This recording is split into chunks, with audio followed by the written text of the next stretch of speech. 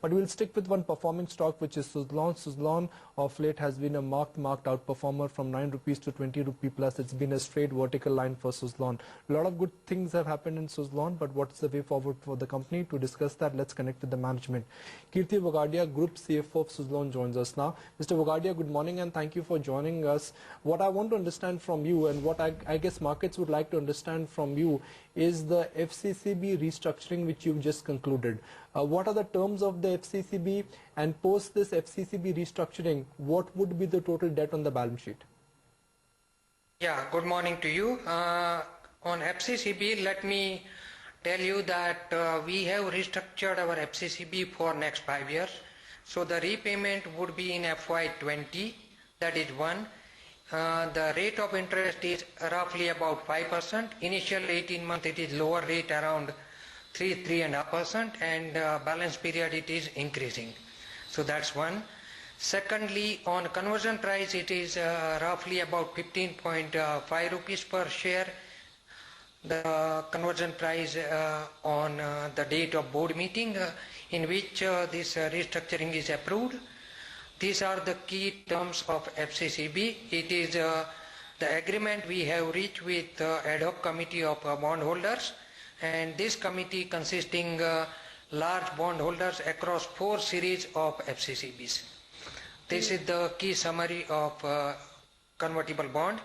We are likely to have bondholders meeting on 9th of July.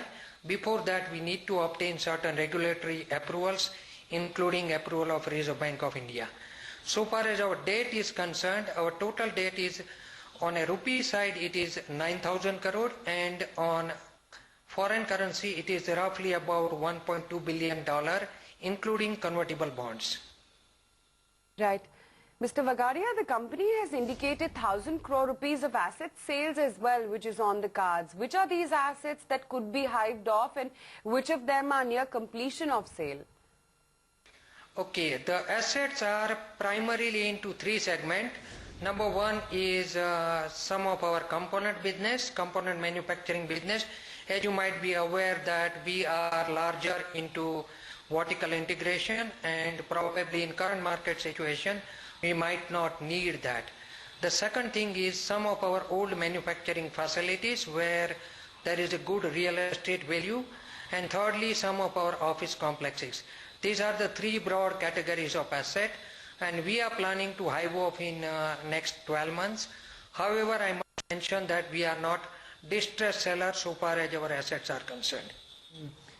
What you've reported for Q4 is a strong EBITDA performance. You've become profitable at the EBITDA level after a gap of about 7 or 8 quarters.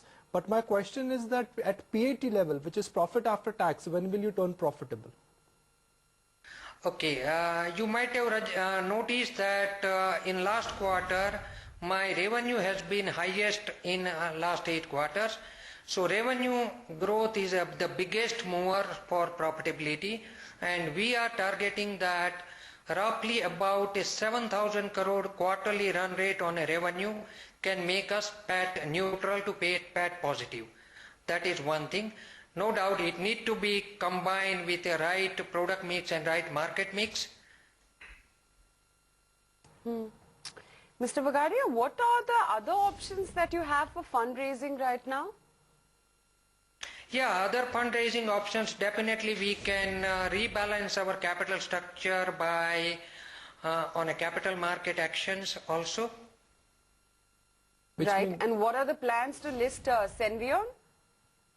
Senvion listing is one of our option under consideration. However, we have not yet decided on it. But as you might be knowing that capital market in strong position, wind stocks are showing a sharp turnaround across the globe, and the EBITDA multiple globally has increased to roughly about 10 times of EBITDA. There is a strong momentum in wind stock, plus there is a good amount of capital inflow for the sector. So this is one of the options which we are considering for optimizing our capital structure. Mr. Vagadia, indeed the stock markets are really booming right now. So right now would be a good time to actually mull on the listing. How close are you to coming at a decision on whether to list Senvion and how soon to list it? Hopefully in this financial year we will be taking action on it. So decision and action time may not be that wide also. You've been quoted in the past and you've indicated that, look, you're confident of a 40 to 45% growth for Suzlon both in domestic market and in global markets. What is fueling this degree of optimism? 40% on your base, which is already a large base now, some would say is a very ambitious number. First of all, what I mentioned is 40% growth in global market as well as Indian market. So we are looking at a 40% growth in the marketplace. Definitely we have not given guidance on our revenue, so I will not be able to specify that whether we will be growing at X% or Y%. However, we have a good opportunity. We are on a tailwind so far as market opportunity is concerned. As you might be knowing that we have one of the strongest order book which is roughly at about 46,000 crore. Mr. Vagadia, how would you value Senvion? That is something which market need to value. For us, it is a murky asset and it is invaluable. Okay. You just talked about, listing this financial year itself. Could we see the listing in this calendar year? I would not go into a timing that whether calendar year or financial year, but we are planning to optimize our capital structure in this financial year. That is the plan. I want to understand your cash flows. What is your projection for cash flows for FY15? On a cash flow, definitely we are working hard on a cash flow. We are getting good support from our domestic lenders, and whatever is needed for our business plan, that is being provided by our lenders. So that way we are comfortable. As you might be knowing that up to September of this year we are having a moratorium on a payment of a principal as well as interest, and the repayment profile for our loan is very minuscule. In current year we need to pay about 117 crore only. This gives up enough headroom so far as operations are concerned. Committed that you would not dilute any more equity going forward in order to reduce your debt. Typically when markets or conditions are strong, corporates, they always go out, they raise money via the QIP route, they raise money via the FPO route, and ultimately that always dilutes the EPS for a minority shareholder. Would you be looking at diluting your equity further? Currently we don't have any plan. Board has not decided on anything like that as of now. If you got a debt of about 9,000 crore, what would be the picture look like for your total debt picture by FY16? Because for your profitability to move up, one side is the operational business, but the other side is the financial performance or the financial burden. Yeah, on a debt, as I mentioned to you that my repayment profile on a rupee loan is a ballooning repayment. Current year I need to pay about 117 crore. In next financial year I need to pay about 350 crore. And the year after I need to pay about 466 crore. So all 3-year repayment is totally put together is roughly about 10% of total loan amount.